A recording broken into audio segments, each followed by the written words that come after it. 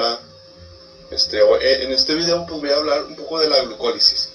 Primero que nada, algo introductorio, algo de lo que es la glucólisis, qué es lo que sucede en la glucólisis y con qué otro nombre lo podemos denominar esta ruta metabólica. Pues primero que nada, aparte de conocerla como la glucólisis, ruta glicolítica, etcétera, etcétera, también es conocida como la ruta de Embden-Meyerhof. ¿Qué es lo que pasa en esta ruta? Más bien, antes de pasar a eso, esta ruta es una ruta que tiene 10 reacciones y se divide en dos fases.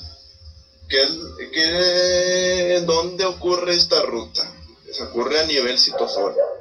¿Qué es lo que ocurre en la primera fase? Pues lo primero es que la glucosa se fosforila 3 veces hasta generar fructosa 1,6-bisfosfato. Después va a llegar una enzima llamada aldolasa. Lo que va a hacer es partir la fructosa 1,6-bisfosfato en dos. De un lado vamos a tener una acetona y del otro lado un gliceraldehído trifosfato. La acetona, por una reacción de isomerización, va a pasar a gliceraldehído 3-fosfato. Y de ahí, como ven que la fructosa se partió en dos, se van a generar dos caminos y se van a ir a la par. Van a ocurrir todas las mismas reacciones de un lado y del otro. Todo esto hasta generar dos moléculas de piruvato. De piruvato va a pasar a acetil-CoA en su forma aerobia. En anaerobia se va a convertir en otros desechos, en lactato, en ácido acético, en etanol, etc. Es un rollo en el que no me quiero meter ahorita. Igual en acetil-CoA va a pasar a otros ciclos que ahorita no quiero explicarlo. Lo único que quiero explicar en este video pues son las 10 reacciones, qué es lo que ocurre, qué es lo que se necesita en cada una de las reacciones, qué coenzimas se generan, qué coenzimas utilizan las reacciones, qué complejos hay en las reacciones para que éstas se lleven a cabo. La primera reacción de la fase preparatoria de la ruta glicolítica. Tras entrar a la célula, la molécula de glucosa debe ser inmediatamente fosforilada para evitar que esta molécula, que la molécula al ser fosforilada, la molécula de glucosa ya no puede ser transportada fuera de la célula y se lleva a cabo la glucólisis. Empieza la primera fase, que es la reacción de fosforilación a la glucosa. Esta reacción es catalizada por una enzima citosólica llamada exoquinasa. Se requiere una molécula de ATP más un complejo con magnesio que esta enzima la tiene. Este complejo de magnesio y ATP solo son comunes en enzimas como exoquinasas. Esta reacción es irreversible. Bueno, hoy vamos a explicar la reacción número 2 de la fase preparatoria de la glucólisis. Esta reacción, ¿en qué consiste? En la conversión de glucosa 6-fosfato a fructosa 6-fosfato. Esta reacción pues es una reacción de isomerización. De una aldosa vamos a pasar a una cetosa. ¿Okay? Y esta reacción está catalizada por la fosfoglucosa isomerasa, que también es una enzima citosólica, igual que la exoquinasa de la primera reacción. Esta también es una enzima citosólica. Esta reacción tiene como intermediario un endiol. La transformación de glucosa 6-fosfato a fructosa 6-fosfato hace disponible el carbono número 1 de la fructosa para que este sea fosforilado fácilmente. En la siguiente reacción se va a generar como intermediario la fructosa 1,6-bifosfato. Bueno, ahora estamos en la reacción número 3 de la ruta glicolítica, que es como les había dicho en la reacción anterior, en la reacción de isomerización anterior, que la glucosa 6-fosfato se transformó en fructosa 6-fosfato, y esto hizo que el carbono número 1 estuviera disponible para una fosforilación y posteriormente se produciera la fructosa 1,6-bifosfato, que es lo que va a ocurrir en esta reacción. Entra otra molécula de ATP, se gasta la segunda molécula de ATP. En la primera fase se gastan dos, como recuerdan, en la primera reacción se gastó una, y en esta se gasta la segunda molécula de ATP.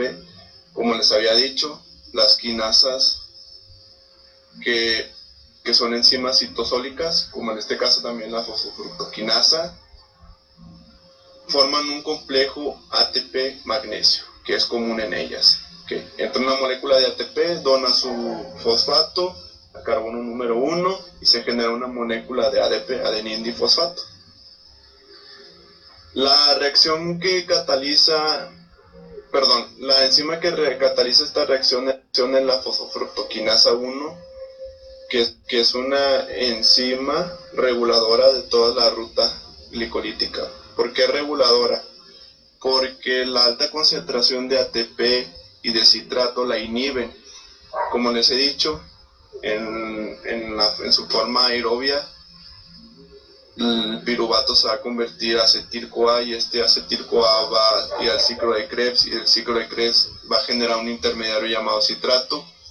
Entonces, si hay alta concentración de citrato y ATP, se va a inhibir. ¿Por qué? Porque esto quiere decir que hay alta concentración de energía en la célula, energía que ya aún no vamos a ocupar, y entonces se inhibe la glucólisis.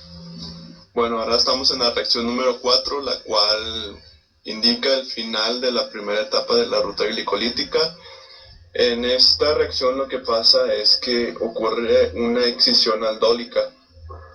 La fructosa 1,6-bifosfato se va a partir en dos por una enzima citosólica llamada aldolasa, y vamos a generar como intermediarios el gliceraldehído 3-fosfato y la dihidroxiacetona fosfato. Esta reacción es muy desfavorable para la célula, pero se puede llevar a cabo, ya que los productos generados luego van a ser eliminados, o sea, rápidamente se van a convertir en otros intermediarios, y es por eso que esta reacción se puede llevar a cabo.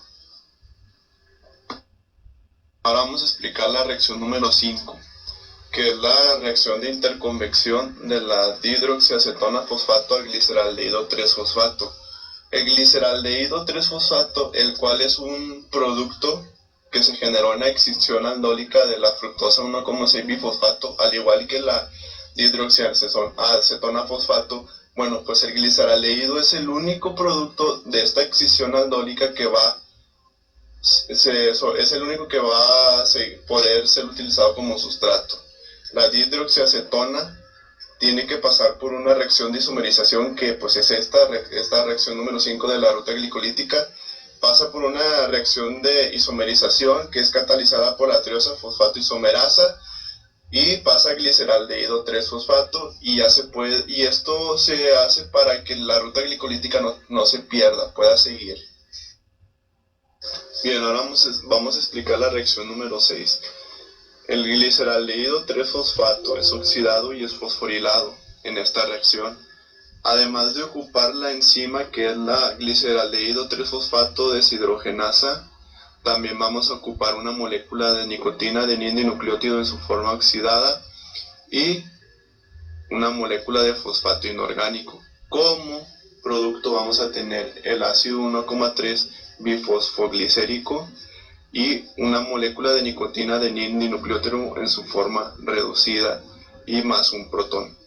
El ácido 1,3 bifosfoglicérico, este intermediario generado aquí, va a ayudar a la síntesis de ATP en la siguiente reacción. Vamos a explicar la reacción número 7. Este es un ejemplo de fosforilación a nivel sustrato. ¿Por qué fosforilación a nivel sustrato? Bueno, pues porque el sustrato, glicerato 1,3 bifosfato, va a darle su grupo fosforilo al ADP para así sintetizar ATP. ¿Okay? Como les había comentado en la reacción anterior, el glicerato 1,3 bifosfato tiene un enlace rico en energía, que esto facilita la síntesis de ATP. Bueno, para esta reacción vamos a ocupar una quinasa y ya saben que cuando hay una quinasa va a haber un complejo de magnesio con ATP, en este caso, que es la fosfoglicerato quinasa, que va a catalizar esta reacción y vamos a tener como producto el ácido 3-fosfoglicerato. También como producto vamos a tener ATP debido a la fosforilación a nivel sustrato. Ahora vamos a explicar la reacción número 8, que es la interconvección del 3-fosfoglicerato a 2-fosfoglicerato. Eso se debe a que el 3-fosfoglicerato no tiene una buena capacidad para síntesis de ATP. El primer paso va a ser esto, va a convertirlo en ácido 2-fosfolicérico y después ese ácido 2-fosfolicérico en la siguiente reacción se va a convertir en fosfonol piruvato, el cual tiene una alta capacidad para transferir su grupo fosforilo. Bueno, esta reacción, o sea, la reacción número 8 está catalizada por la fosfoglucomutasa. ¿Qué es lo que va a pasar aquí? Tenemos el ácido 3-fosfolicérico, eso indica que el grupo fosforilo está en el carbono número 3 y se va a transferir al carbono número 2. Es por eso que cambia a ácido 2-fosfolicérico. Y esto se hace en dos fases, que es la fase de adición y eliminación. Bueno, ahora vamos a explicar la reacción número 9, que es la deshidratación del glicerato 2-fosfato para la producción del fosfonol piruvato. El fosfonol piruvato, como ya les había comentado en la reacción anterior, es el que tiene más elevado la capacidad para transferir su grupo fosforilo. Esto se debe a que tiene una forma enol y la forma enol tiene dos dobles enlaces, lo que lo hace estar más estable. Y este fosfonol piruvato ya en la siguiente reacción va a actuar para la síntesis de piruvato. Número 10. En esta reacción que está catalizada por la piruvato quinasa, como ya les había dicho, las quinasas pues forman un complejo, normalmente se encuentran en ellas un complejo de magnesio con ATP en las reacciones que están catalizadas por las quinasas. Como, como producto vamos a tener pues piruvato y ATP. También aquí hay una fosforilación a nivel sustrato. Recuerden que el fosfonol piruvato tiene una alta capacidad para transferir su grupo fosforilo y aquí lo transfiere el ADP y por eso como producto vamos a tener ATP, adenina trifosfato. Y recuerden que por cada molécula de glucosa vamos a generar dos moléculas de ATP, porque recuerden que la glucosa se parte en dos. Cuando llega a ser fructosa 1,6-bisfosfato, por una excisión aldólica se parte en dos y se generan dos caminos en la ruta. Y es por eso que se generan dos piruvatos. Ya después esas moléculas de piruvato van y caen a otras rutas o ciclos en su fase aeróbia. En su fase anaerobia hay otros destinos.